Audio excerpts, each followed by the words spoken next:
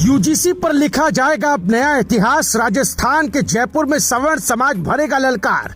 BJP सरकार के छूटने लगे अभी से पसीने। सोशल मीडिया पर वायरल हो रहे वीडियोस। यूजीसी के बढ़ते विरोध ने बीजेपी खेमे में बढ़ाई हलचल। सांसद मंत्री से लेकर नेता को बचना पड़ रहा है गली से चुपचाप निकलकर। सवर्णों ने दिखाई ऐसी ताकत, चारों ओर चर्चा। राजस्थान के करौली में भरी सवर्ण समाज ने हुंकार। जयपुर में लाखों लोगों के पहुंचने का आह्वान। यूपी हरियाणा से लेकर देश भर से आएगा सवर्ण समाज। करणी सेना आर पार को तैयार। जब आवाज दबाई जाती है तो गूंज और तेज होती है, और जब समाज एक हो जाए तो सियासत भी सोचने पर मजबूर होती है। कुछ ऐसा ही माहौल इन दिनों राजस्थान से लेकर पूरे देश की राजनीति में दिखाई दे रहा है, जिसकी वजह यूजीसी से जुड़े नए प्रस्तावित नियमों का मुद्दा बना, जिसने सवर्ण समाज में बड़ा आक्रोश पैदा कर दिया। खबरें लगातार सामने आ रही हैं। इस मुद्दे को लेकर कई जगहों पर विरोध प्रदर्शन तेज हो गया है। सबसे ज्यादा चर्चा राजस्थान के करौली जिले से उठे आंदोलन की हो रही है, जहां सवर्ण समाज ने खुलकर सरकार के फैसले के खिलाफ आवाज उठानी शुरू कर दी। दरअसल करौली में पिछले कई दिनों से चल रहा विरोध अब एक बड़े आंदोलन का शक्ल लेता दिखाई दे रहा है। सामाजिक संगठनों, व्यापारिक मंडलों और कई प्रबुद्ध जनों ने मिलकर इस आंदोलन को समर्थन दिया। प्रदर्शनकारियों का कहना है कि शिक्षा जैसे महत्वपूर्ण क्षेत्र में नए नियम लाने से सामान्य वर्ग के विद्यार्थियों के फ्यूचर पर असर पड़ सकता है। यही वजह है कि लोग सड़कों पर उतरकर विरोध जता रहे हैं। करौली की गलियों से लेकर बाजारों तक इस मुद्दे की चर्चा तेज हो गई है। समाज के लोग अपनी एकजुटता दिखा रहे हैं। विरोध का तरीका भी काफी अलग देखने को मिला। करौली के अनाज मंडी स्थित अग्रवाल धर्मशाला में यूजीसी विरोध संघर्ष समिति ने सद्बुद्धि यज्ञ का आयोजन किया। वैदिक मंत्रों के बीच लोगों ने सरकार को सद्बुद्धि देने की प्रार्थना की और मांग की कि इस कानून को वापस लिया जाए।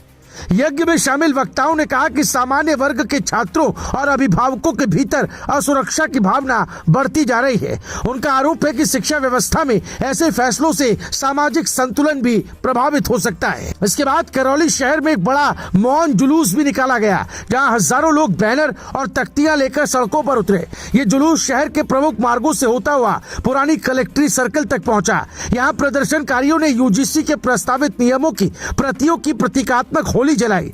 लोगों का कहना था कि वो अपने बच्चों के भविष्य के साथ किसी तरह का अन्याय बर्दाश्त नहीं करेंगे।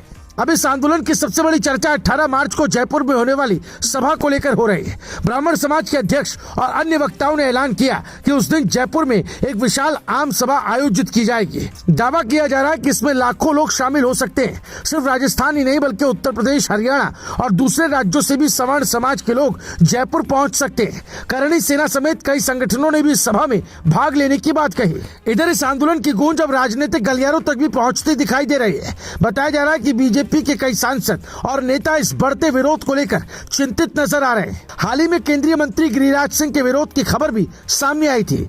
वहीं लखनऊ में रक्षा मंत्री राजनाथ सिंह के घेराव की तैयारी की खबरों ने भी हलचल बढ़ा दी थी। ऐसे में कई नेताओं को अब सार्वजनिक कार्यक्रमों में अतिरिक्त सतर्कता बरतनी पड़ रही है। राजनीतिक विश्लेषकों का मानना है कि अगर यह आंदोलन और फैलता है तो इसका असर राजनीति पर भी पड़ सकता है। यही वजह है कि अब इस पूरे घटनाक्रम पर केंद्र सरकार और बीजेपी के शीर्ष नेतृत्व की नजर बनी हुई है।